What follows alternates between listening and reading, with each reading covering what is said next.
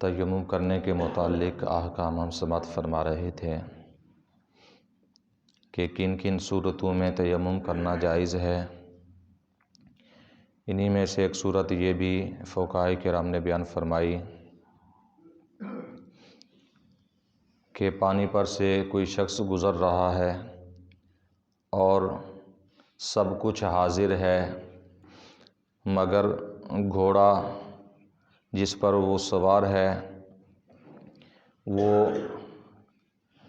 بدرکاب ہے کہ اترے گا تو پھر چڑھنے میں دقت کا سامنا کرنا پڑے گا، دوبارہ وہ چڑھنے نہیں دے گا، یا اس طرح کا کوئی اور مسئلہ بن سکتا ہے کہ وہ بھاگ سکتا ہے کہ ہاتھ میں نہیں آئے گا۔ اس طرح کا اگر کوئی ہے گھوڑا یا کوئی بھی سواری ہے کہ جس کی وجہ سے یہ علم ہے کہ نیچے اتروں گا تو دوبارہ بیٹھ نہیں سکوں گا، یا ابھی جیسا کہ جدید زمانے کے اندر جدید سواریاں ہیں تو بسا اوقات ایسا ہوتا ہے کہ اسے بند کر کے اگر میں جاتا ہوں وضو کرنے کے لیے، پانی لینے کے لیے، تو دوبارہ یہ سواری چلے گی نہیں، کوئی ایسی خرابی آ گئی ہے یا کوئی اور ایسا سسٹم ہے کہ پھر یہ رکی ہے تو رکی ہی رہے گی۔ تو ایسی صورتحال میں حکم یہ ہے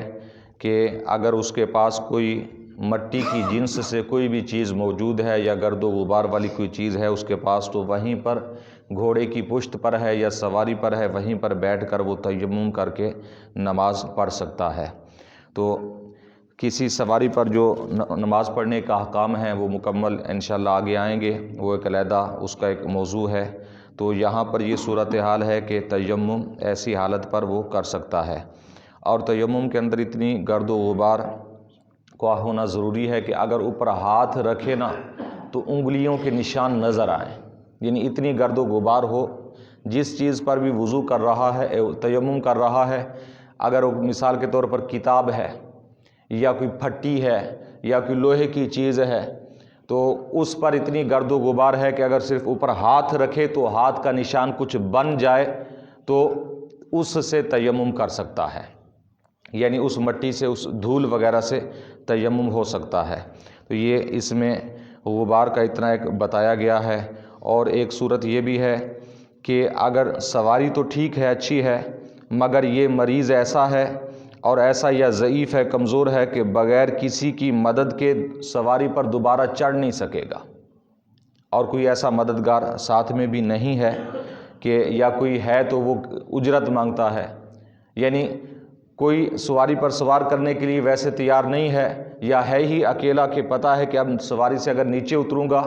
ایسا بزرگ ہو چکا ہے، ایسا بوڑھا ہو چکا ہے، کمزوری اتنی زیادہ ہو چکی ہے، یا کوئی ایسی بیماری ہے کہ اگر یہ نیچے اتر گیا تو دوبارہ سواری پر سوار نہیں ہو سکتا، چڑھ نہیں سکتا،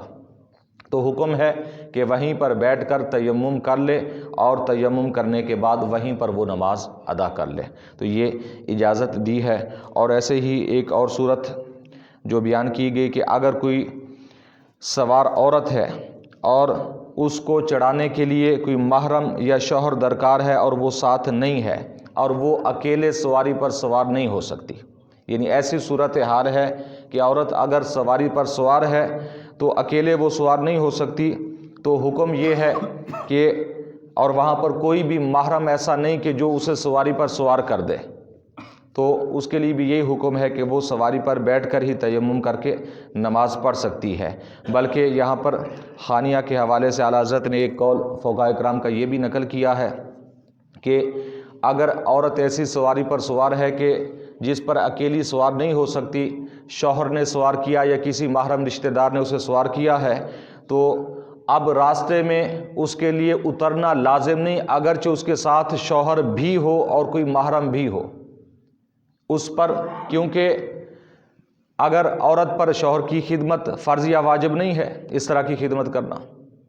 تو اس وجہ سے ہمارے فقہاء کرام نے یہاں تک بھی فرمایا کہ ایک مرتبہ تو شوہر نے سوار کر دیا یا کسی محرم رشتہ دار نے سوار کر دیا، تو اب دوبارہ اس کے لیے صرف وضو کے لیے اترنا،